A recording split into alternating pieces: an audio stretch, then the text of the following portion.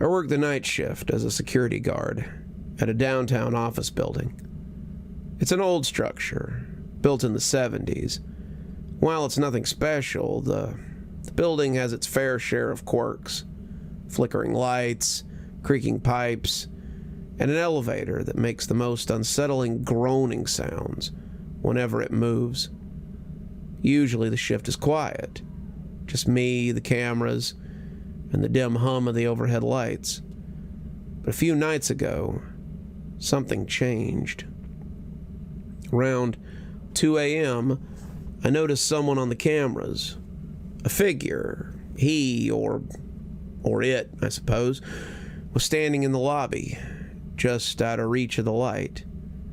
I couldn't make out his face, but his clothes looked old, like they didn't belong in this decade. He stood there for a moment, motionless, before moving towards the elevator. His gait was stiff, almost unnatural. He pressed the button and waited, but the elevator didn't move.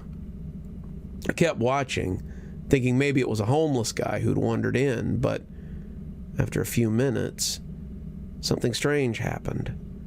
The lights flickered once, then just went out completely. The screen showed the lobby cameras turning black. My heart raced. I waited for the power to come back on, but it didn't. It was just silence. I decided to go check it out in person. Stupid, I know, but curiosity got the better of me. Grabbing my flashlight, I made my way down to the lobby. As I walked, I could feel the oppressive weight of the darkness as it pressed in on me. Everything felt wrong. When I reached the lobby, it was pitch black, except for the weak beam of my flashlight. I swept the light across the room. It was empty. No sign of the man. But the air felt thick, like something was there, hiding just out of sight. The only sound was the soft hum of the elevator. I pointed the light at the elevator doors. They were open. The elevator has never moved, not in all the time that I've been here. Yet now it was wide open, revealing an abyss of darkness inside. I stepped forward, my flashlight shaking in my hand. The darkness inside the elevator seemed to pulse, like it was alive, waiting for something, waiting for someone. My gut screamed at me to turn around, to run back to the security room, but I couldn't move. My feet felt like they were glued to the floor. Then I felt it. Something brushed against the back of my neck. It was light, almost like the softest whisper of a hand, but it was enough to send every nerve in my body into overdrive. I spun around, but there was nothing. Just empty air. Or so I thought. The flashlight flickered and I caught a glimpse, just a glimpse of movement out of the corner of my eye. Something tall, too tall, was standing just behind me. I turned, heart pounding in my chest, but when I looked, the thing was gone. The lobby was empty. Except, I knew I wasn't alone. I could feel something watching from behind me, but every time I turned, there was nothing. No sound, no movement, just the suffocating weight of its presence. It was like the air was alive, pressing against me, whispering in a language I couldn't understand. The lights flickered again, and suddenly I was plunged into complete darkness. I heard the elevator doors creak as if they were slowly beginning to close. I took a step back, and that's when I felt it again. This time the touch wasn't soft. It was cold, firm, like a hand wrapping around my shoulder. I whipped around, expecting to see him, the man, the figure from the camera, but Instead, there was nothing. Only the endless black. I couldn't see. I couldn't breathe. My back pressed against the elevator doors as they started to close behind me. That's when I realized I was no longer just imagining the touch. The hand was still there, cold fingers digging into my skin. The whispering was louder now, right in my ear. A single, rasping breath that sent ice shooting through my spine. Before I could move, I felt something shift behind me, and the world tilted. The elevator moved. The doors, though closed, didn't feel like doors anymore. It felt like I was being pulled backwards into something. I stumbled forward, trying to escape whatever was behind me, but it was too late. I don't know how to explain what happened next. The walls stretched. They weren't walls anymore. The whole building felt like it was bending, twisting around me, pulling me towards the elevator. I couldn't see it, but I could feel it. A cold, suffocating presence dragging me closer and closer. The hand on my shoulder squeezed tighter, forcing me down to my knees. I tried to scream, but no sound came out. The whispers were louder, coming from everywhere and nowhere all at once. I wanted to turn around to see whatever was behind me, but deep down I knew that if I did, it'd be the last thing I ever saw.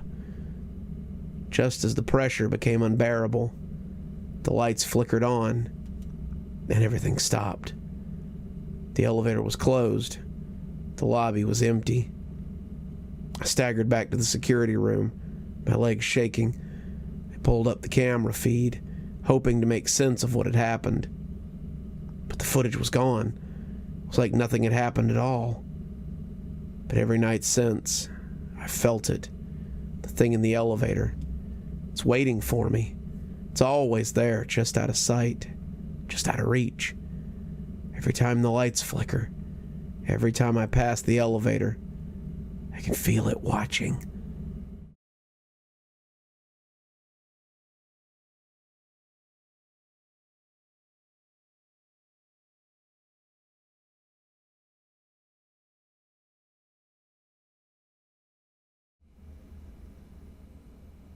The house was a small, two-story affair, with white siding on the bottom floor and gray shingles on the top. 3 windows were facing the street, a large picture window, a small rectangular one above that, and another large window below it. I got out of my car and walked towards the door, knocking twice before it opened. A woman stood there, wearing a blue dress with her hair tied back in a bun. She had bright green eyes that seemed to sparkle when she saw me standing outside her house. "Hello," she said cheerfully. Her voice was soft, but carried well through the night air. "Hi, are you Miss Tanner?" She nodded. "Yes, I am." She smiled again and stepped aside so I could enter the house. It smelled odd inside. Not bad or anything like that, just strange, like old books and dust. "Please come in." I entered her living room. It wasn't much more than a couch and a coffee table, an end table with a lamp on it. That's all I really needed for a place to sleep. The walls were painted yellow, which looked nice against the dark furniture. The carpet was black and covered most of the hardwood floors. There was a small kitchen off to the side of the living room with a sink, a stove, and a fridge. Everything was clean and tidy. "Sorry for the mess," she said, while pointing to some boxes stacked in the corner. "My husband died last year, and I just haven't had the time to get around to moving everything yet." "No problem. I don't mind sleeping in a bit of mess." She chuckled. "Well, if you want to put your things away, feel free. Just make sure not to take too long, since I have to leave in a few hours." "Okay, thank you." "You're welcome. I'll be right back." She disappeared down a hallway. As I looked around the room, I noticed something else odd about the house.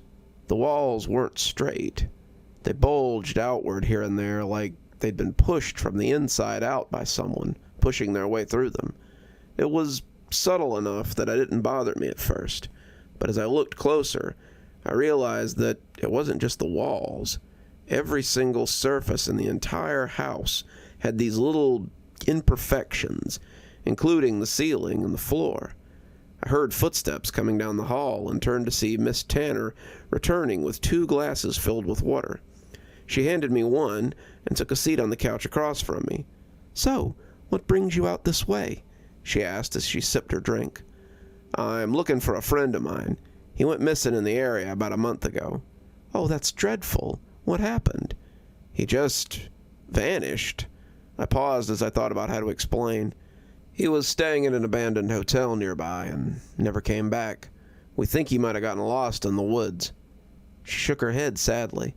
"That's awful. Is there any chance he survived?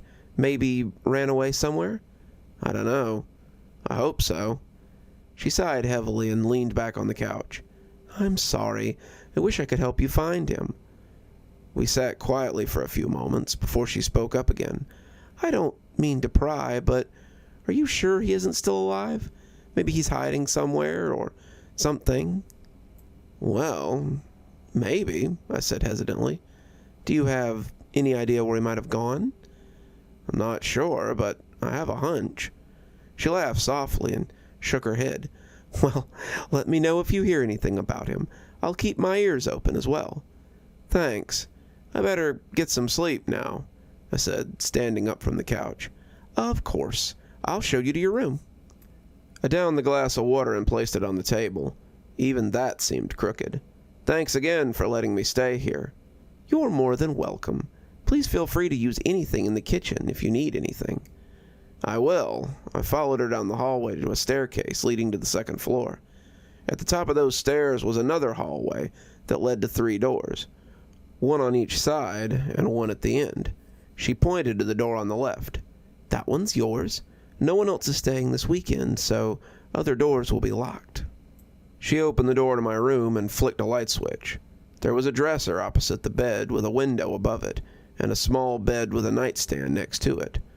The wall behind the bed was covered in posters of famous horror movies, slasher flicks mostly. "This should be all set up for you." She motioned towards the bed. "Make yourself comfortable. My room is on the 3rd floor if you need anything." "Thank you. I'll keep that in mind." She walked over to the door at the end of the hall and closed it behind her before disappearing into her own room. I took a look around my room before lying down on the bed. The sheets were clean and smelled nice, but I couldn't tell whether they'd been washed recently or not. As I got under them, I noticed something strange about them. They felt heavy, like they were weighted down on one side. When I tried to lift them up, they wouldn't budge. I rolled over on my back and pulled at them, but still no give. Something was definitely wrong with this place. I lay there staring at the ceiling for a while before drifting off into a deep but restless sleep. I woke up sometime later to a knocking on the other side of my door. I sat up and rubbed my eyes before standing up from the bed. "Who is it?" I called out, walking over to the door. There was no answer. I unlocked the door and cracked it open. It was dark outside, but the moon was bright enough that I could see everything clearly. I stepped out into the hallway and saw nothing except darkness. "Hello?" I called again, but once again there was no response. "Is someone there?" I asked as I turned around slowly. I heard another knock from behind me, and spun around only to catch sight of Miss Tanner standing in the doorway to her room. Her hair had fallen loose from her bun and hung down past her shoulders. She was wearing a white tank top and blue pajama pants with red stripes down them. She looked like she was trying to hide herself by covering her face with her hands, which were pressed against her cheeks. "Miss Tanner?" She didn't say anything, continuing to stare at me with wide eyes. "Are you okay?" I asked as I approached her. She nodded, but kept her head down. What's happened?" I asked as I reached out to touch her shoulder. She flinched away from my hand and backed up until she hit the wall behind her. Then, without saying a word, she ran down the hallway and disappeared into the shadows. I stood there for several seconds, dumbfounded by what had happened. What the hell had I just witnessed? Was it real? Or was it just one of those dreams or hallucinations brought on by stress or exhaustion? I went back inside my room and locked the door behind me. I grabbed my phone from my pocket and checked the time. It was after midnight. I'd been asleep for hours. I sat on the edge of the bed and stared at the poster of Friday the 13th hanging on the wall above the desk. Why would Miss Tanner act like that? And why would she try to hide from me when I touched her? It made no sense. I sighed heavily and laid back down on the bed. I wanted to go back to sleep, but I knew I couldn't fall asleep now. Not until I figured out what was going on here. Maybe if I waited long enough, she'd come back out and explain herself. I must have fallen asleep eventually, because suddenly I was shaken awake by someone pounding on the door. "Wake up!" I jumped up from the bed and opened the door to find Miss Tanner standing in front of me, with her hands balled into fists at her side. "What's wrong?" "Get dressed. You have to leave right now," she said frantically as she began to pace back and forth. "Why?" "You don't know how dangerous this place is. Get your things and get out, now." "What are you talking about?" She stopped pacing and looked me dead in the eye. "The house is cursed." "What?" "It's haunted. There are spirits in this house." I laughed nervously and shook my head. "There aren't any ghosts here."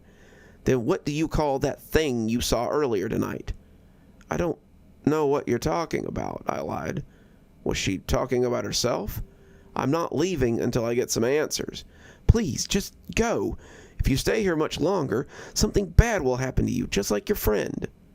"My friend?" "Just go," she yelled. She started running downstairs. "Wait," I shouted after her, but it was too late. She was already halfway up the steps before she turned around and glared at me. "Tell me what happened." "He died," she said simply. "How?" "They got him." "Who?" "The monsters." I blinked at her and tried to process what she was telling me. "Monsters?" "Yes, the monsters. They came through the walls and they took him away." "Are you insane?" I screamed at her. "There's no such thing as ghosts or monsters." She frowned at me and shook her head. "There are more things than just that." Then she pointed to the floor below us. "You need to leave right now before they come for you next." "I can't leave. My friend might be here somewhere. He could still be alive." She let out a frustrated sigh and walked over to the window. She pushed aside the curtains and looked outside. The moon was bright enough that I could see everything clearly. I followed her gaze out the window and saw nothing except for darkness. She pulled open the window and leaned out into the night air. "He's leaving," she called out into the darkness. I heard a low growl coming from what sounded like inside the walls. Miss Tanner slowly backed away from the window. Then, without warning, she fell backwards onto the ground. Her body hit the floor with a sickening crunch and didn't move again. I stood there, staring at Miss Tanner's broken form lying on the floor for several seconds, before turning around and sprinting down the stairs. The whole house began to creak and moan, and it appeared as if the walls were closing in on me. I ran past the kitchen and the living room, both of which appeared to be untouched, and headed towards the front door. The only light came from the moon shining through the windows of the hallway. As I approached the exit, I felt something grab hold of my shoulder and pull me back. I spun around quickly to see a figure standing in the shadows behind me. It was tall and thin, with oily skin and long black hair. Its face was covered by a mask made of human bones. I struggled against its grip, but couldn't break free. The walls looked as if they were melting, and more human bone-masked faces were emerging from all around me, surrounding me on all sides and closing in on me until I couldn't breathe. I reached out to touch one of them, but only grabbed hold of empty air. Then suddenly, I was dragged back through the walls, felt myself descending into that pitch-black abyss beneath me. I woke up gasping for breath and sat right up in bed. My heart was racing and my body was soaked with sweat. There was a loud bang on the door and I jumped out of bed. I unlocked the door and opened it slightly, just enough to see who was knocking. But when I did, I wasn't surprised to see Mrs. Tanner standing there with her hands balled into fists at her side. "Get dressed. You have to leave right now."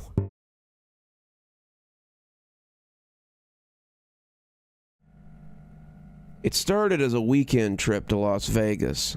A 3-day weekend was coming up, so My friends wanted to add spice to their lives, and Vegas was on the bucket list. Not mine, theirs. I wanted to stay home and watch old cartoons I'd bought from the video store.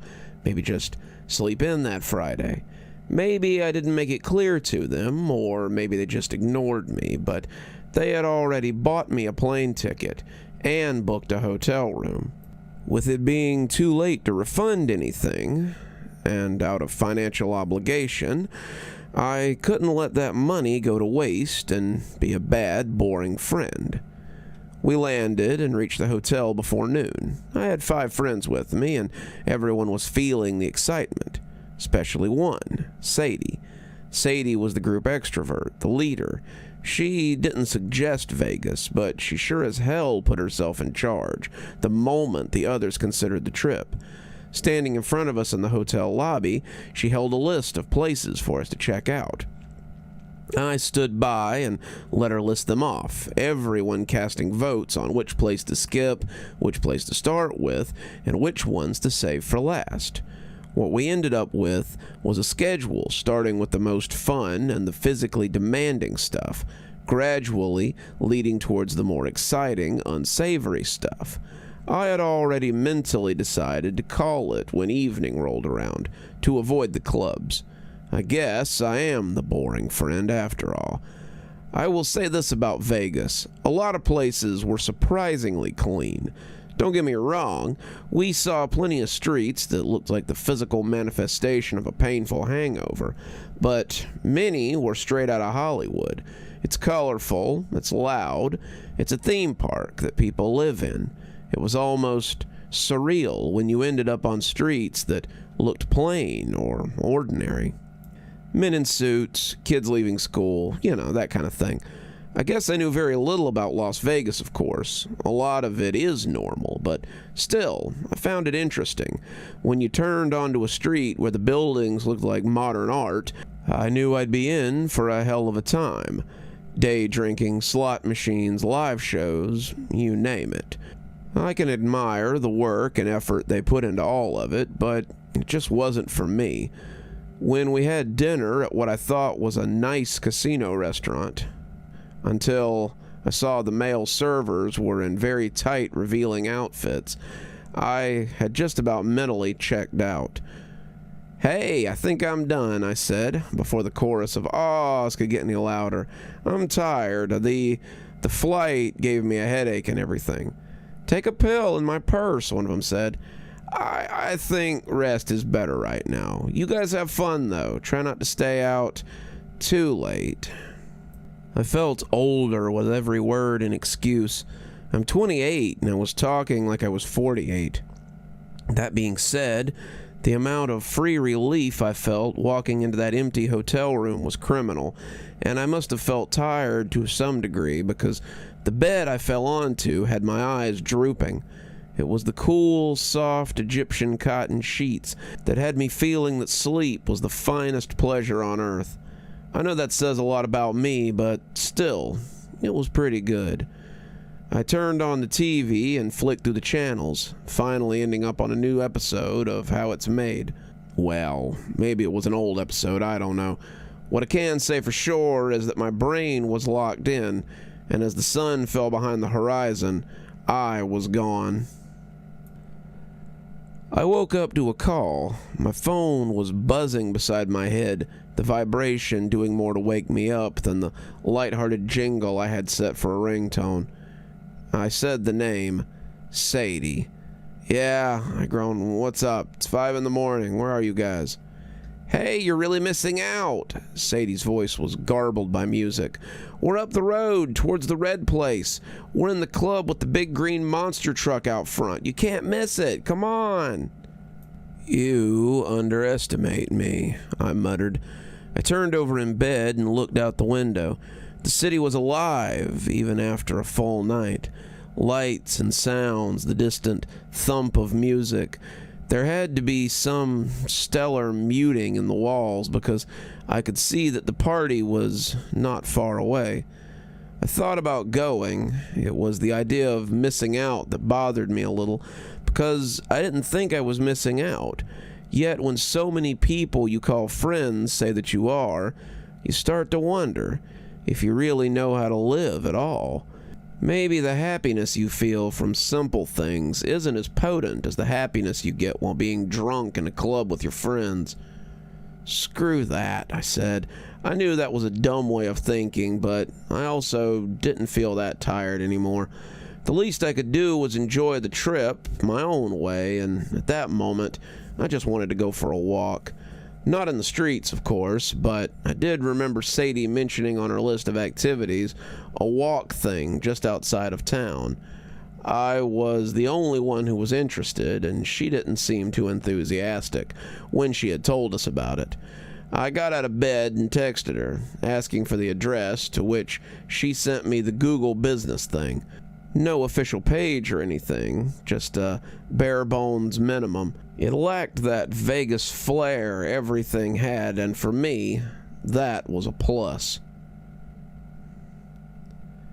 Just after midday, I arrived at the place. I paid the taxi guy and jumped out into the heat. I always had decent clothes for outdoors with me. It was like my entire wardrobe. Yet the heat was still a surprise. I guess being in a cool car for half an hour would make it feel like stepping into an oven. The trail started a small collection of shacks, with one large building that looked like it was in good condition. It was painted an ugly yellow with small cartoonish paints all around it, like a cactus character, a tumbleweed, with some classic Roadrunner and Wile E. Coyote thrown in for good measure. I don't think they were going for a cowboy theme, but that's what I felt when I saw the owner. A tall woman wearing chaps, a 10-gallon hat, and a checkered shirt. She looked like she had seen some things, just shocking the way the skin beneath her eyes seemed to bubble. Yet, when she saw me, she gave me the warmest smile. "You must be Cassandra, right?" she greeted, marching over with her hands outstretched. Yes, that's me," I said, holding mine out. She took and shook my arm like a wet noodle. "I'm not too late?" "Not at all. Some eccentric fellas are already set up for the first group today. There's still time to join them before they go." "Group?" "Yeah, I find it better to send people in groups. Less chance of people getting lost or bunching up on the trail. Better for pictures, you see." "Right. We also have a route for horses if you're interested in..." No horses. They scare me. I'll stick with the walking group." "Fair enough. I won't press you." I always hated when people said that. Nothing made me feel more pressured. Still, she was the sweetest lady, sweeter than honey and iced tea. I didn't say anything more and followed her to the start of the trail. There was clear signage with numbers near the fence and gate, indicating the different trails. The trail she pointed me to didn't have a sign or a number. "The first group should be waiting there." She pointed down the trail towards a huge rock. "They all set to leave in 5 minutes. Do you have anything you need?" "Water, hat, sunscreen," I said. "Good. It's hot now, but it'll get cool later. Little known fact about the desert," she said, pointing up a finger as if she expected me to take notes. I knew that already, of course. I nodded and started walking up the trail towards the rock. She already started her march back to the main building. I was feeling pretty good, excited even. I love the oppressiveness of the desert, and I was hoping that being 20 minutes out of Vegas, I would get to enjoy the natural beauty of it all. There was a group of people waiting by the rock, but looking at them was a little weird. I mean, I don't want to show my ignorance, but I think they were religious or just had some kind of cultural thing going on. Maybe I was about to walk with some foreigners from overseas, or it was some kind of LARP group. I didn't know. There was at least 20 people there, and it was hard to tell if they were all men or not because they were dressed in robes from head to toe. Not flowing robes either, but a lot more neat and constructed. My first real thought wasn't, what the hell are they wearing, but how the hell haven't they melted?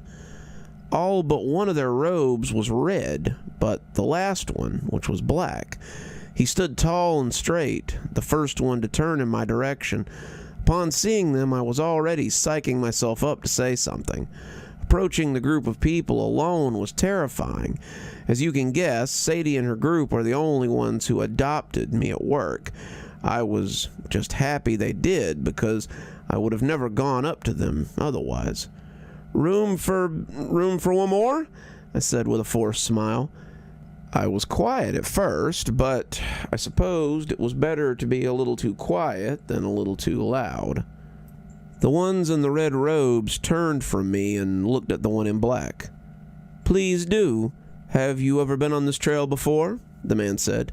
"No, first time. Be sure to stick close and conserve your energy. It is to be a long walk." The man in the black robe pointed towards the desert, the distant rocks, and the sparse foliage. It felt so surreal, but also right, like I had stepped into the adventure I wanted. Only something kept throwing me off. It was the silence from such a large group. When we started on the path, I didn't hear anything from the people in the red robes. The only ones I had heard speak up until that moment was the man in the black robe. He would speak to me every few minutes, usually to point something out, but the gaps between those moments were growing longer. Initially, I thought he was a guide, but it became clear as he drifted into the others that he was just familiar with the trail. I was too shy to keep the conversation going, finding myself just enjoying the sights. The range of colors was just incredible. So many people think the desert is just muted, dry color, but there are just so many different shades of light and dark. The vibrant oranges when we found ourselves in the ravine were stunning. We followed a stream in that shallow ravine until the trail opened into the desert again, just in time to see the sun settle beyond the horizon. "The sky becomes like blood," the man in the black robe said behind me. I jumped, not at his voice, but because I thought I was at the back of the group. I wanted to keep everyone in view. "A beautiful red, yes?" I turned to look at him. He was looking at me. I could see his eyes, his pale skin through the slit in the robe. It was odd to look at because his hands were dark. Another culture thing, maybe. When I had finally registered his words as a question, I stuttered in response. "Oh, yeah," I said, feeling a chill run down my spine. I took the hoodie out of my backpack and pulled it on. "Amazing how fast the cold comes in too, huh?" "Yes. Do you think you can make the walk back?" he asked. "We should almost be there, so..." No, we are quite far now," he corrected. "By night, the journey back should be quicker, but 5 hours seems about right." My heart sank. I thought we had taken some turns and were just about to see the start of the trail again over the hill. Yet, looking around, I should have been able to see that distant glow of Vegas. Instead, all I saw was dark, robed figures shambling ever onward into the desert. My water had run out, my phone had long since died, and I was hungry. My panic was stiff at first, but I began to hear it in my voice. "Then let's turn back," I said. "You can go back. We're heading somewhere else," the man in black said. "Is it close?" "Very, but you won't be able to join us, not as you are." He looked me up and down, and I wondered if he was referring to my clothes and how I stood out amongst them, but something in his eyes showed a different kind of disgust. It was like my entire existence didn't fit in, not just my clothes. His tone was growing more serious, less friendly. He was losing patience. At that point, I noticed a building noise, a rumbling which I mistook for chatter amongst the men and women in red robes. But as it grew louder, it sounded more like an uncoordinated hum, like they were all humming a song that none of them knew the lyrics to. "Again, too late," he murmured, "as it should be. So it is. Too late, I repeated. Mind where you step. Once your weight is on your foot, your choice is made. The humming had reached a breaking point in tone. The night sky became a lot darker. The stars, the moon, they vanished. The midnight blue became pitch black, a surreal void. It felt like something was blocking it out of sight, because that same darkness seemed to move wherever I looked. Yet the desert remained illuminated by some strange source of light. I could see the red robes against the pitch black, and I watched as they marched across the sand. I was overwhelmed by a sense of dread, a feeling of weakness. My whole body began to ache, and every effort seemed to strain my muscles and even my bones. I knew this feeling, the one bubbling inside me. It was many years ago when I was a child. I was coughing in bed constantly, day after day. That weakness kept me wondering how hollow I could get. I felt as weak and flimsy as a thin plastic bag. My heart, I could feel its every beat, as if all my insides were numb, and only it soldiered on. I was waiting for it to give out. The people in the red robes began to shed their blood-red fabric, naked forms that began to age and decay before my eyes. A space in the inky void ahead of me opened up, a shining white door, tall and thin. The way was clear, and I didn't have it in me to walk on. I was terrified. "Why are you scared?" the man in the black robe asked. "What awaits you is an end to the pain. Keep walking strong." He placed his hand on my shoulder and guided me. The people ahead of me were growing more grotesque by the second. I had no idea what made their bodies, so I was made to watch them unmake themselves.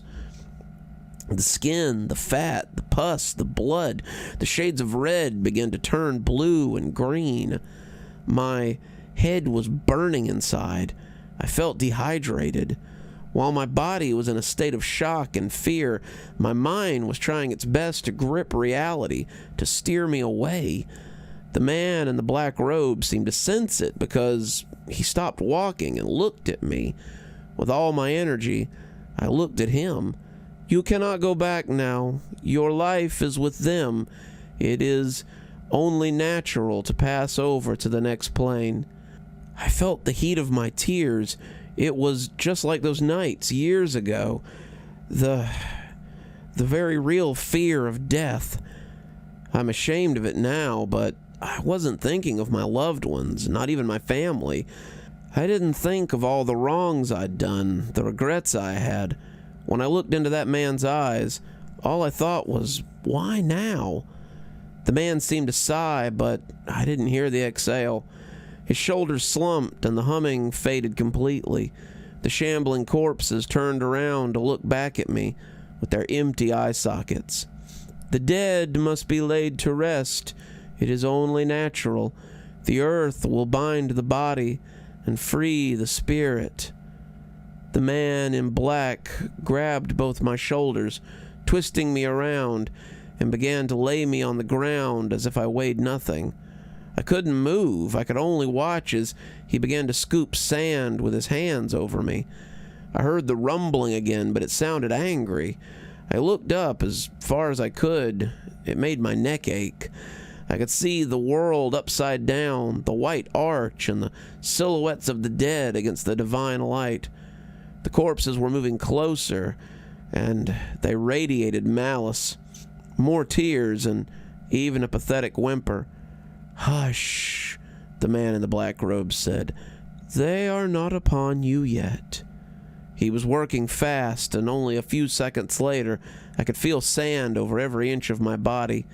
He finished by pouring the sand over my face, covering me completely. I heard the dead close in. I heard a muttering of words, then I heard his scream. I try not to imagine the pain one must feel to make those sounds. He was still alive, but his cries grew further away as they carried him towards the white arch. I could gather that much from what I heard. As his voice faded, the rumbling ceased and strength returned to my body. I could breathe, and I was breathing in sand, was choking, gasping. I sat up, coughing and sputtering. I noticed immediately the pink and purple hue of the sky. On my back, I felt the warmth of the morning sun. Looking all around, I saw nothing. No dead people, no man in black, no inky sky, no white arch. All the evidence I had was the blood on the sand, and it's trailing off before stopping completely. I found a road and somebody to point me in the direction of Vegas, but they weren't willing to give me a lift back. Luckily, after an hour or two of walking, someone else did. I watched as we drove past the road leading to the yellow building where the trail began. I think I even saw Dorothy talking to a group of tourists. When I arrived at the hotel, I dug my room key out of my sandy backpack and held it to the front of the machine. It still worked, and a few seconds later I was taking a shower, trying to let the hot water bring a little more warmth to my body. After a while, I thought about the man in black. He wasn't a dead man, not like the others. He didn't seem evil, but he didn't seem sane either. No matter what the conclusion I made about him, I realized that he saved my life, and he paid the price for it. It was a thought that snapped everything into place, and I cried in the shower as all the feelings rushed at me once again. I spoke about this experience to only one person, a priest. I don't think he believed a word I said, not really. I think he thought I was talking about a dream or a nightmare. Yet he showed enough concern to say something wise and biblical about sacrifice. It wasn't his words that convinced me to redefine my faith. It was the thought of believing in nothing when something like that happened to me. It didn't sit right. That's what I gained for the price that someone else paid. I pray that it's enough.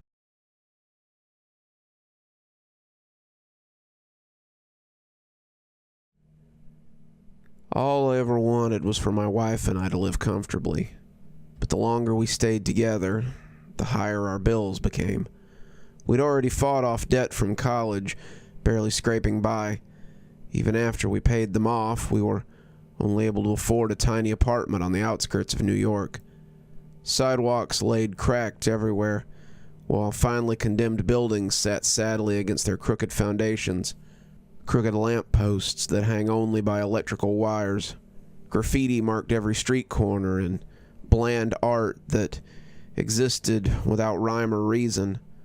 Homeless people could be found on every street corner, a constant reminder of what would happen to my wife and I if I failed to keep up with our payments. However, I managed to make somewhat decent money as a plumber, but even then, it sometimes wasn't enough to deal with the loan sharks, the hefty utility bills, the food prices, and gas money. I was willing to do anything to get us out of there. And that is where I encountered gambling. I was willing to take the risk. I'd take any chance to obtain a reward, even just a small one. It started out with a handful of poker games. Then I moved on to scratch tickets and slot machines. All I needed was enough to get by. Unfortunately, obtaining a payday from the casinos was impossible. I started growing desperate, which only led to more debt. The whole cycle sucked me down like Odysseus' ship into Charybdis' maw. Just like that, my relationship with my wife began to tear apart. My wife and I were once so close. Before we married, there would be days that we'd work together at the wood shop, creating 3D prints of various sci-fi characters in video games. Other times, we'd study the components of circuits and use them to create elaborate lighting displays whenever Christmas arrived. Our wedding day was supposed to be the greatest day of our lives.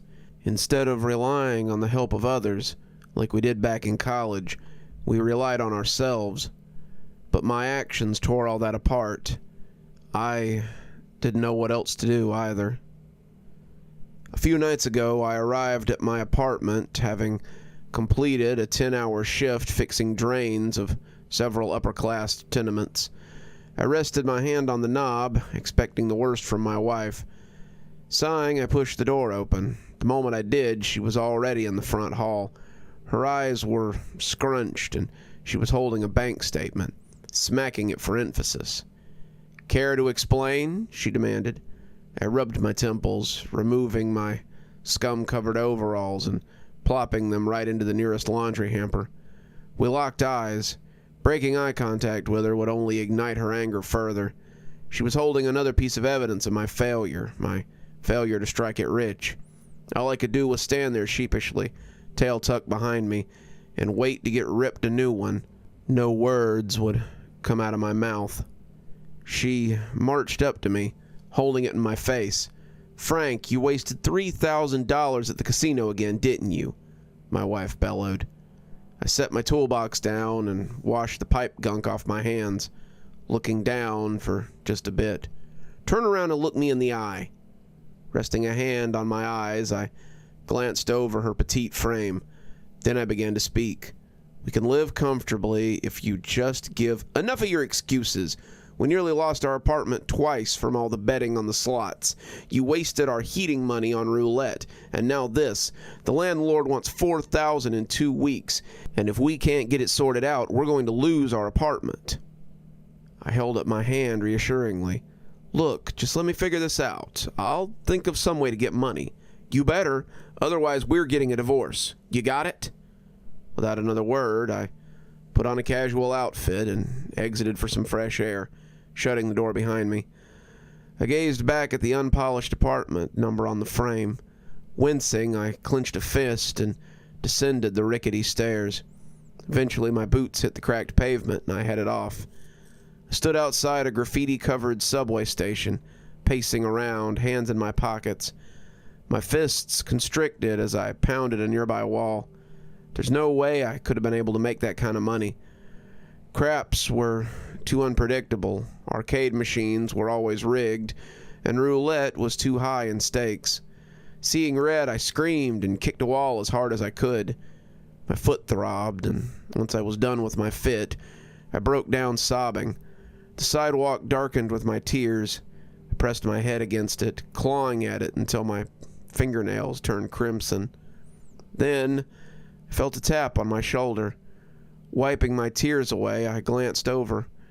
A card was lying on the floor. Its borders were covered in green dollar symbols. The rest of the card was a silver color, shiny enough to reflect my face in it. Written in gold letters were the following: Aces High Casino. Win 1 round of blackjack and earn $50 million. No monetary wager needed. Table 777. My eyes lit up. All I had to do was win 1 game of blackjack and I'd be rich. Dimples formed at the corners of my cheeks and I pumped my fist. I nearly clicked my heels in joy, but I decided against it. I'd already caused enough of a scene already, and I wanted to make sure nobody knew my secret. When I flipped it around, it had an address also written in gold letters. Despite the address being in an unknown area, I still managed to pull it up on my phone's maps and arrive without much struggle. The casino itself was a pigsty, to say the least. Smokers polluted the air and the prison-gray interior. Slot machines with broken lights clicked and whirred while cheap dice clattered against tables with peeling felt. Meanwhile, the concrete floor was covered in colonies of roaches while neglected beer bottles sat against the rugs of several tables. The only thing that was well kept was the bar and a room draped with navy blue curtains and gold sashes. Emblazoned over the doorway was the number 777. This was the first time I'd entered a casino smiling. For once, I thought this was my lucky night. When I pushed the curtain away, they revealed a room with an ornamented black wallpaper, an assortment of oak desks, and other furniture. The walls were covered in fine Baroque paintings. On the floor was a single blue carpet covered in opulent tapestries. I followed the back wall to a single dealer table coated in green felt. 2 seats were present, with one person taking the seat on the left. He was shaking with what I assumed then was excitement. Behind him was a dealer, a trim man with blonde hair and a top hat over his nose and eyes. He wore a dapper tuxedo free of blemishes that shimmered in the light of a single hanging gas lamp. His skin was pure, free of moles, glistening with a slight amount of glitter. "Why, hello there," the man spoke, his voice slicker than the gel in his hair. "Are you here to win big?" Unlike the loan sharks, his teeth were cleaner than a freshly washed plate. "Yup, deal me in," I said, straightening my back, shuffling into the last seat. The other player had his jaw locked together. His eyes were drooping and bloodshot. Sweat pooled around his brow like glass beads. Just like him, I always felt nervous about losing, so their reactions were understandable. "You know the rules of blackjack. I deal out cards. You say hit me if you want more cards. Get closest to 21 without going over. Dealer only draws 2 cards, and you can also surrender your cards for half your bet. When you don't want any more cards, say the word stand," the dealer said, shuffling his cards through his hands and manipulating them like a sculptor with a ceramic pot. I double blinked. "Wager? What do I bet with?" "Play a game, and I'll tell you." The mystery man focused on passing out the cards. First, he brought out 2 cards for himself and dealt 2 more to each player. Instantly, he flipped over his cards. Jack King, 20. I clutched the velvet black card, seeing what I was dealt.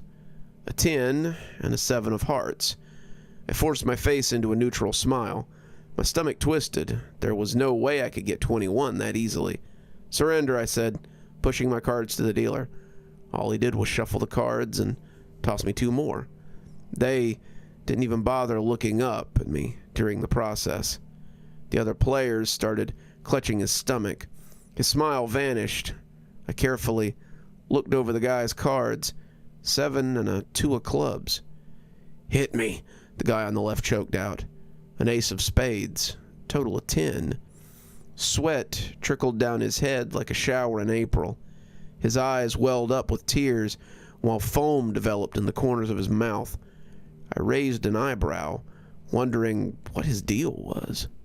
I knew the stakes of gambling, but my sixth sense was telling me something was just not right here.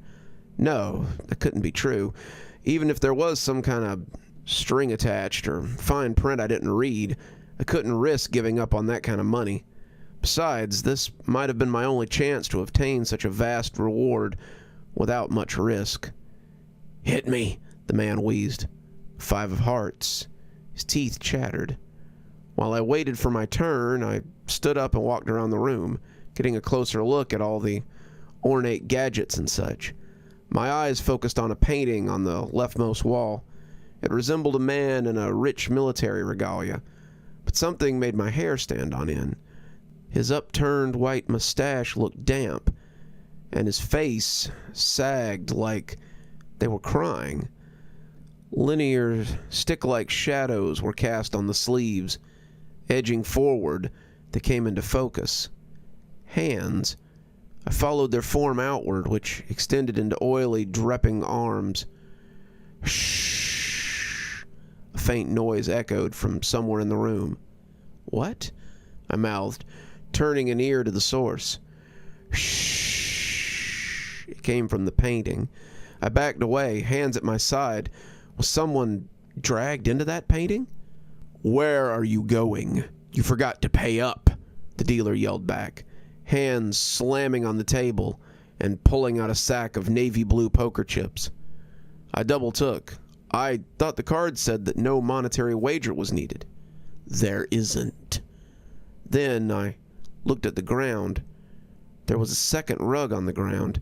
The tapestry matched, but its pattern didn't match with the other rug. It was off-center from the rest of the decorations, like someone didn't even bother setting it up properly. Taking a closer look, I could hear faint whispers coming from it, too. When I looked back up, the guy on the left was gone. I rushed over, checking his cards.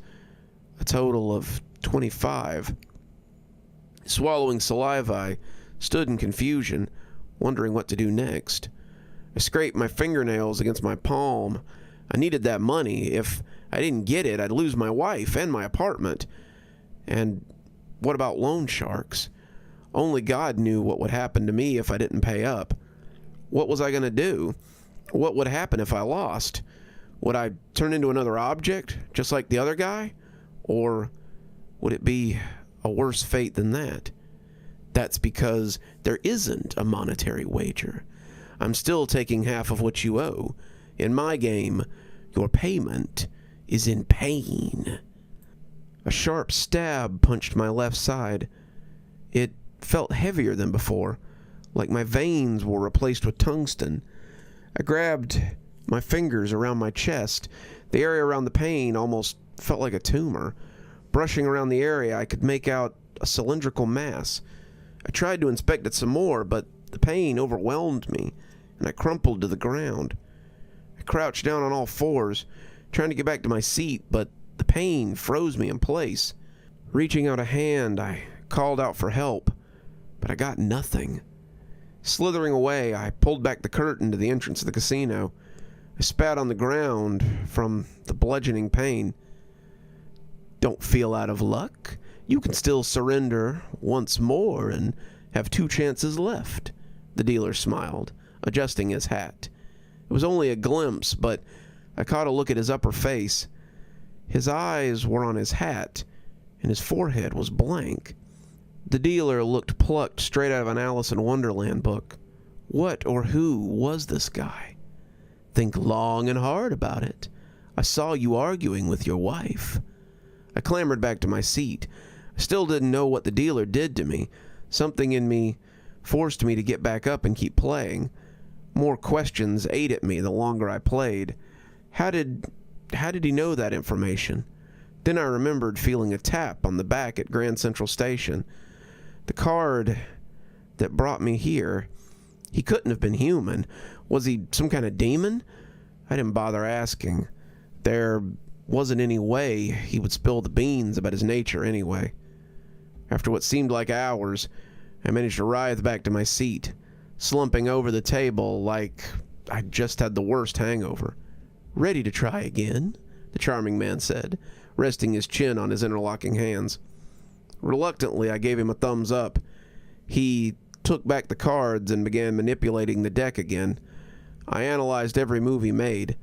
None of the cards were tricked. He wasn't second dealing, and he didn't have any aces up his sleeve. Never revealing anything under the table either. His honesty was the only thing that brought me any reassurance. Still, keeping an eye out was critical. The dealer revealed his cards. 2 tens again. 1 of spades and 1 of hearts. His face was harder than diamonds and glowing like one, too. Not a pleasing glow, but one that vexed anyone that dared to glare at it. I looked at my cards. An ace and a 7. 18. Gripping my lower abdomen, I stayed crumpled in agony. The odds of getting a blackjack were slim, and the stabbing pain skewed my thoughts. "Surrender," I wheezed. The words slipped out of my mouth like a dying breath of a wounded soldier. The dealer smiled, holding a pile of blue poker chips around him. He waved his hand over the mound and made an inaudible chant. Then they vanished. I held my hands over my face, bracing myself.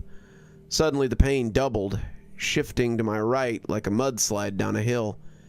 Now I knew everything the previous player was going through. I vomited out something hard and blue. It was a poker chip. Suddenly my guts turned and another 7 spilled out. My esophagus wound itself into knots, more contorted than cobwebs. "I forfeit." The man started to smile. "Without these?" With a thud, the hat-faced dealer pulled out a jar filled with a kidney and a piece of liver. They still oozed with blood that pumped and fit their containers.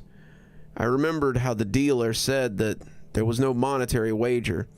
He never said there wasn't a wager at all, though. I paid in pain, and my wager was my organs. "You want them back? Then win them." He set them back on the ground. Now there was no choice. My fate was sealed if I tried to leave. I started to shed tears. If I didn't get those organs back and fast, I was done for. Even if someone saw me passed out on the floor, finding donors for organs wasn't guaranteed. And even then, it had just put me further in debt. Nothing would be solved. Then again, was trying to beat this guy even worth it? No, the reward was too great. Taking a deep breath, I sat back down.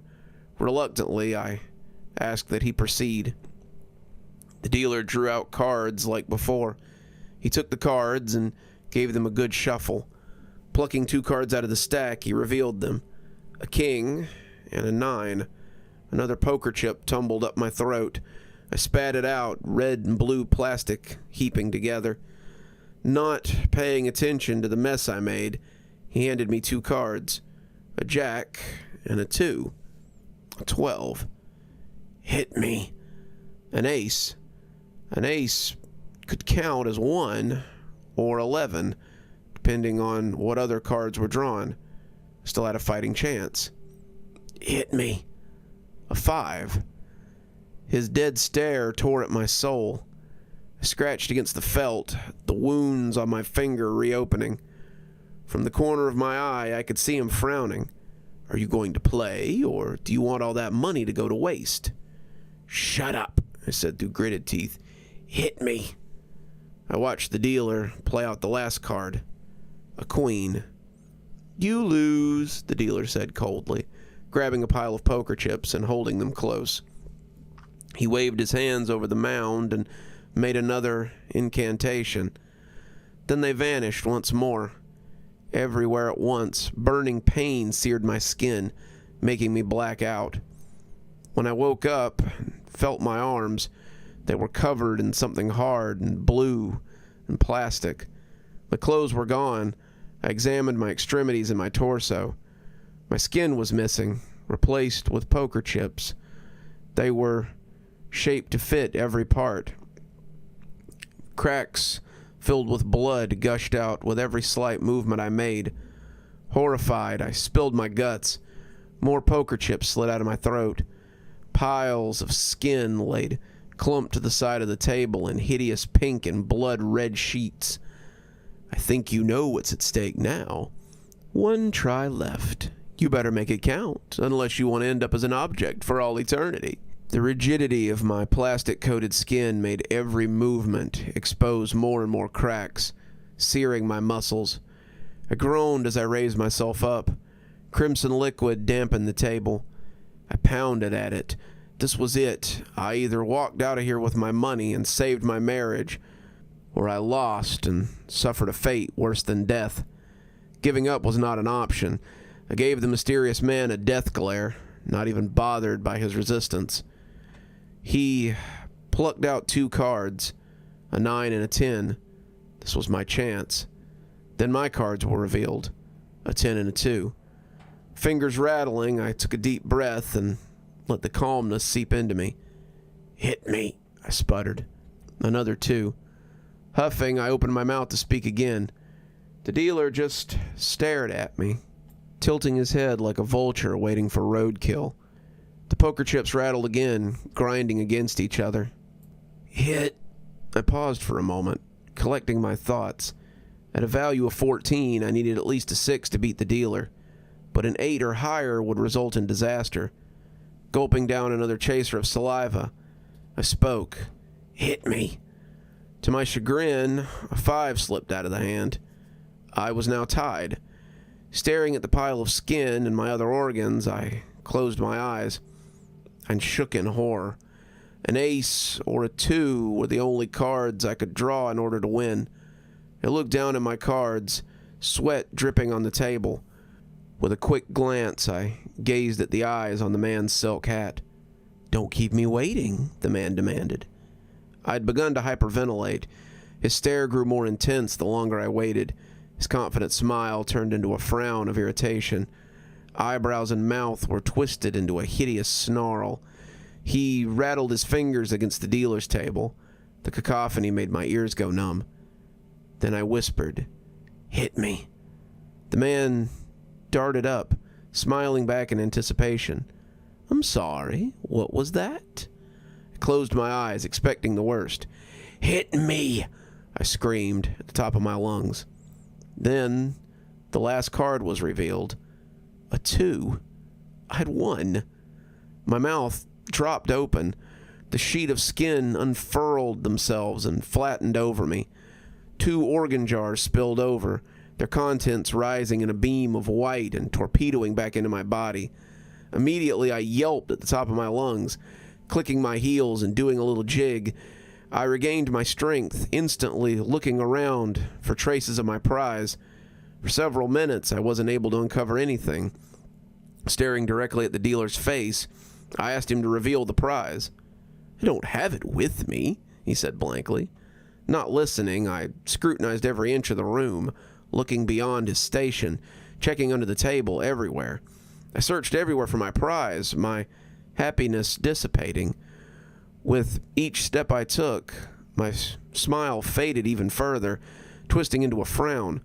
My nose crinkled. "Where's my 50 mil?" I demanded, overturning the table, ripping off the ornate paintings and yanking the tasseled rugs off the floor. "You promised me 50 mil if I beat you. Do you realize what's going to happen to me if I don't get that money, you charlatan?"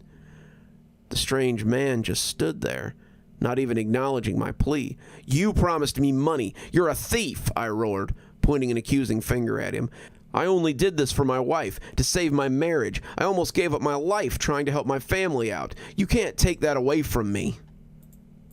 The demon stuck his hands behind his back and shook his head. He rolled his eyes back in thought. Something was up with him. "You aren't like the other gamblers," he said. "What other gamblers?" I said, looking back. "They all wanted the money for worthless things. A mansion with fountains and a view, hookers, a trip to Tahiti." He paced around me, his face rather relaxed and calm. Never once did he lose eye contact with me. "But you had such determination to help your family that you would risk everything. I admire that.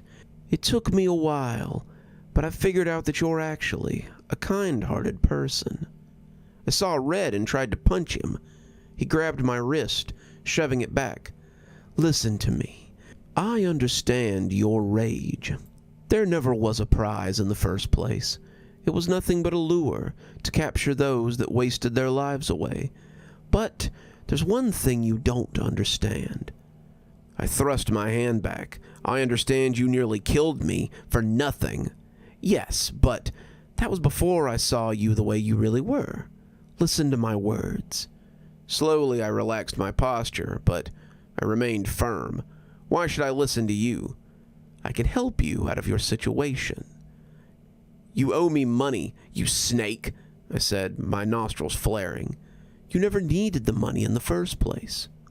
Taken aback, I retreated. "What do you mean?" I said, my arms relaxed once more. "You're a plumber, aren't you? I saw you come home from work. I also caught a look at your schedule. 40 hours a week for $38 an hour for 5 days a week. That's $36,000 a week for 2 weeks. You already have everything you need." "But you don't understand. They need 4,000, I pleaded. He wouldn't budge. "Trying to earn this money via dumb risks and chance will not get you anything. Look at all the things you've done wrong." "And I want to change that," I said, wiping my eyes as they began to tear. "But what am I supposed to do now?" "The only way you can earn that money is through grit and spit," he said, walking around me. "You aren't going to find solace through good luck alone, and you already have the tools that some people don't. If you give up now, you might as well have lost. Think about it." With those last words, he raised his hand and snapped his fingers, disappearing without a trace. Slowly, I gathered my things and walked out of the casino, head hanging low. The next day, I was fixing an old lady's faucet, inspecting the leak. I wondered what the demon's words had meant. Before I stuck the wrench up to the U-trap, I remembered my pay. If I worked the same amount of hours as before, I'd only make $3,600.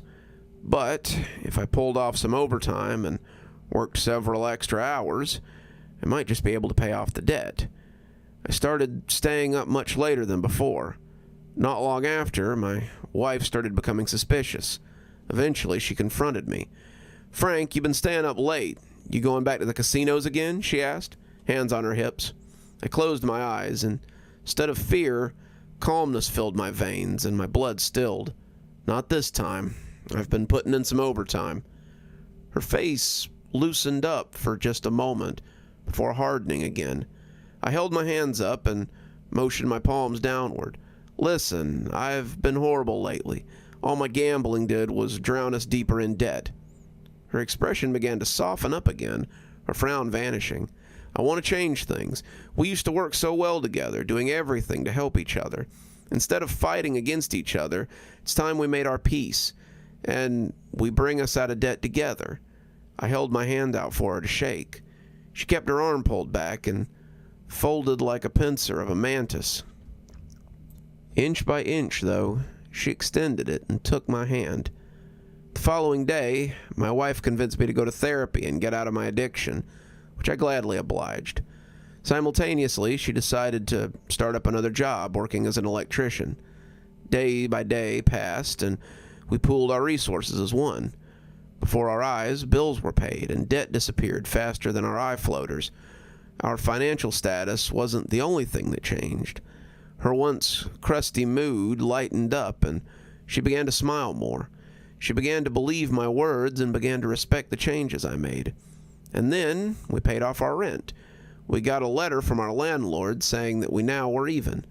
The moment that letter came in, we embraced each other. The only question now was, what were we going to do with the extra money? Not long ago, we ended up earning enough to create our own 3D project, this time of a companion cube. Day after day, we create more projects. Although we weren't as happy as our days back in college, we still could make the best of what we had. In retrospect, the hat-faced man put up a good fight, but I managed to come out of the casino with more than I'd gone in with. It wasn't exactly money, but it wasn't worthless either.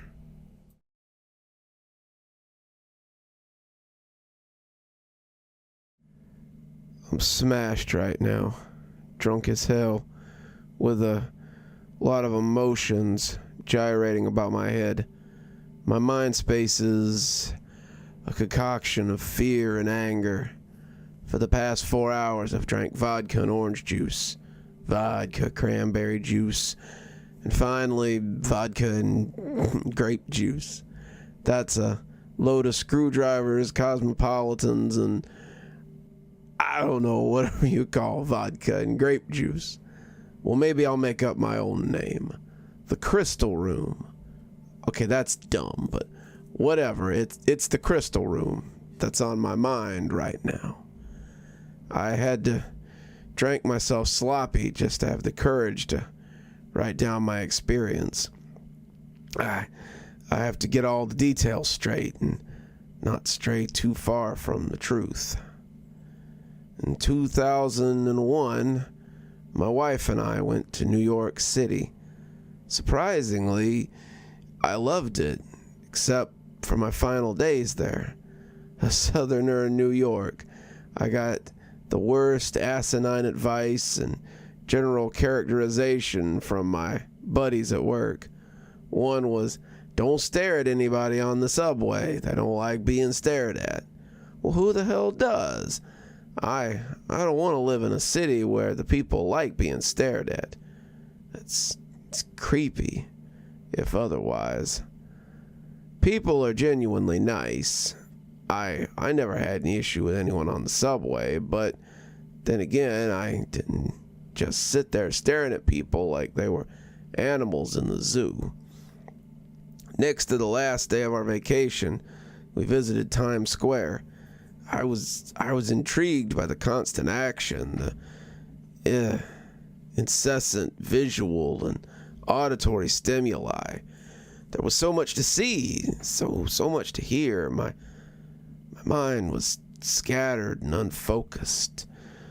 There was flashing lights and advertisements and constant blur of nameless faces and mindless crowds. I was enjoying it, but I was also a little overwhelmed. I asked my wife if we could go back to the hotel, but she wasn't ready to end the day. She assured me she was quite capable of taking care of herself. Just go back to the hotel. I won't be much longer. I can take care of myself. You sure? I said. I can tough it out. No, go, please. I'll be fine. So I walked to the nearest subway station and rode back to our hotel, which was at the end of the line in Flushing, Queens. When I got to our hotel, I slumped down in the bed and fell asleep. I was exhausted. I woke up around 3 in the morning. The bed was empty, besides me. I picked up my cell phone and called her, but I got no answer. There was a text. Honey, meet me at the Crystal Rose Room. It's just down the street from the hotel. Time on the text was 2 a.m. I remembered the place. It stood out amongst all the other crowded storefronts with a big old neon sign of a scantily dressed woman holding a red rose. What was my wife doing at a strip club? She was a regular churchgoer, never missing and always insisting I go with her. Something didn't seem quite right. I got dressed in a hurry and went down to the club. I tried to bowl my way through, but the bouncer pushed me back, shoving his large open palm into my chest. No, sir. Only invited guests are allowed. I got a text from my wife. She's inside. What's her name? Catherine Bressler. Oh, hell yeah, Mr. Bressler. Come on in. We've been expecting you. The courteous welcome shocked me, considering that a moment before he was ready to stomp me into the ground. In a flash of a moment, I went from being a nuisance to a highly regarded guest of honor. I walked through the front door and into the past. It was an old-fashioned cabaret with the waitresses dressed in flappers, bearded dresses, and floral headbands.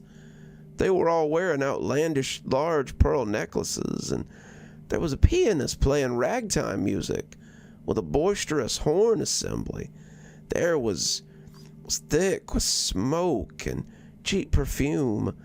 My eyes were watering, but I felt eerily comfortable, like this was where I truly belonged. On the center stage, dressed in a tight, short flapper dress, was my wife, Catherine. She was dancing as if in a trance. A man walked up on the stage and started kissing her. My wife seemed to be enjoying it a lot, and I ran up to the front of the stage. Hey, damn it, get your hands off my wife. The man stopped, turned his gaze towards me, and smiled. His mouth was full of yellow, jagged teeth, encrusted with thick layers of plaque. My wife looked at me and smiled, revealing a similar set of teeth, smaller but no less hideous. I could no longer live a lie. I want my old life back, and I know you will too, she said. Catherine, let's get out of here. This isn't funny. I don't like this. But baby, I do. 2 men grabbed me and dragged me to one of the back rooms. They pointed a gun at me and shoved me into a wooden chair.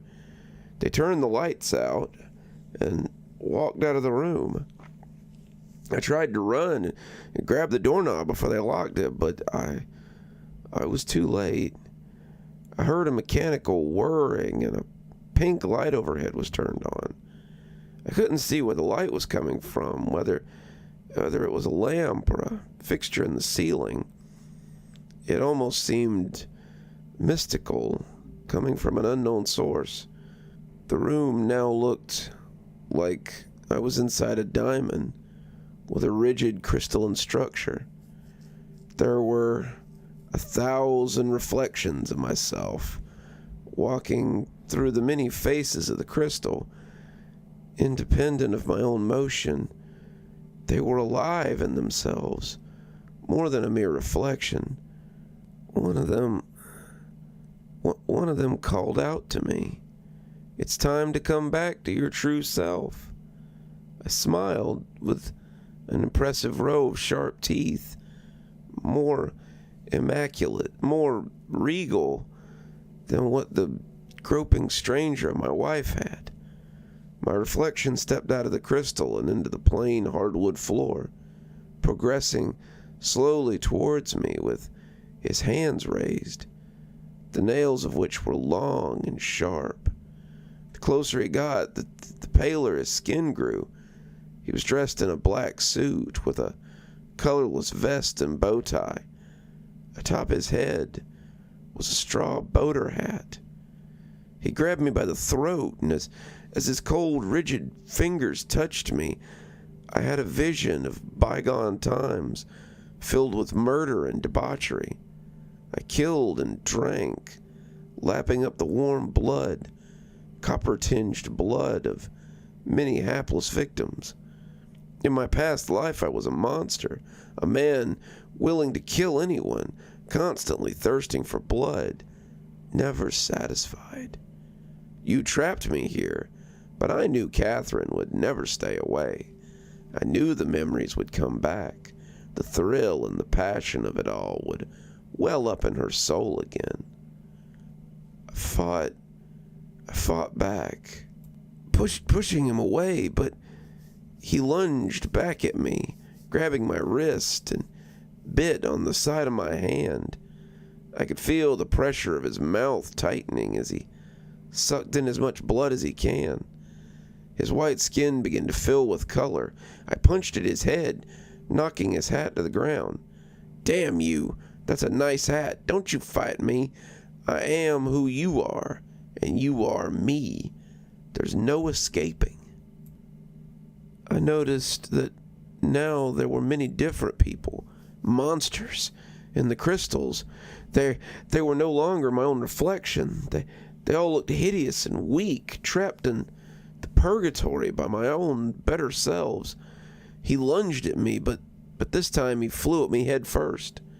I dodged him, and as he came closer to the opposite wall of the crystal room, he yelled in exasperation, holding his hands out to avoid hitting his head against the wall. His hand was engulfed by that wall, submerged up to the elbow. He was laying on his stomach. "No, pull me out. Don't do this. Don't you want to be good again? Don't you want to be God again? The power. I knew what I had to do at that point. He'd revealed too much. I put my hands on his ass and pushed the rest of his body through the crystalline wall. He appeared on the other side of that wall, banging with his fists and pleading me to let him out. "You son of a bitch, you'll be back. You can try to deny what you are, but the thirst and hunger is always there. It might be buried deep, but it's always there. And soon you'll miss your, or should I say, our Catherine." All around the room were trapped souls, damned vampiric souls, waiting for their better halves to come to their senses and embrace the darkness that was once an innate part of their existence, boldly committing to the passion of murder and gluttony. They were screeching and hollering for release. I wanted to get out of the room. Visions of who I used to be were displayed across the crystals. I remembered who I was and when I was born. It was over 100 years ago. I thirsted. I hungered. I killed and destroyed families, mostly preying on the weak. And then there she was, Catherine, a murderer, fell in love. I couldn't kill her, even though my stomach felt empty as my hunger was uncontrollable. I bit her, but not to kill, only to bring her into my world with me forever. She hated me for that, and then I found the rose crystal room. I wanted to give her back a normal existence. I kill her feeling guilty. We gave up the demons, but at a price. One day we would have to come back and once again don the cloak of a murderer, but this time in his service, obeying his every whim.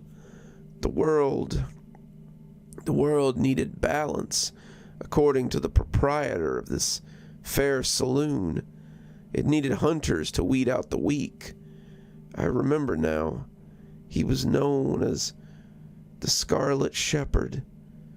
The door opened. You're not quite ready, but you've had your time. I'm not erasing your memory. I'm not giving Catherine back either. You belong to me, but I don't want it until you're ready. I looked up to see a thin man in a red suit with a long black tie. He was wearing a black tweed cap and a chain with an upside-down cross. His goons grabbed me by the arms and dragged me out of the room, and in front of Catherine, there on stage with her now was a homeless man, dressed in ragged clothes and smelling like liquor. She looked at me and smiled and buried her teeth in his neck. He struggled, but her grasp was too strong. She drank him dry. He collapsed to the floor. You made me. You love me. And I know one day you'll come back. I was thrown out onto the street, lonely and without my wife. The shadow of my former self still lives. I left New York with new and old memories.